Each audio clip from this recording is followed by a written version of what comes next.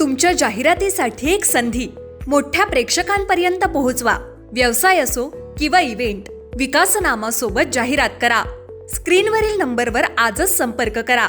विकासनामा, तुमचा आवाज, तुमची जाहिरात। तसंच विकासनामाला सबस्क्राइब करा आणि अपडेटेड रहा।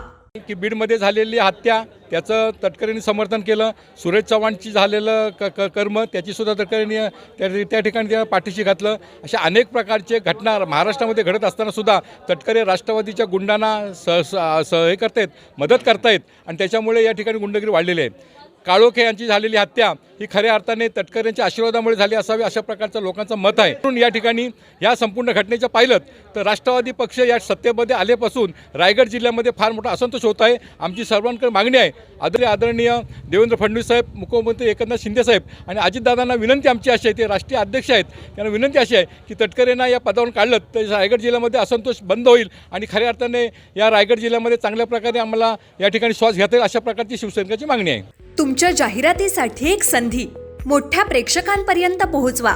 व्यवसाय असो किंवा इव्हेंट, विकासनामा सोबत जाहिरात करा। स्क्रीनवरील नंबरवर आजच संपर्क करा। विकासनामा, तुमचा आवाज, तुमची जाहिरात। तसंच विकासनामाला सबस्क्राइब करा आणि अपडेटेड रहा।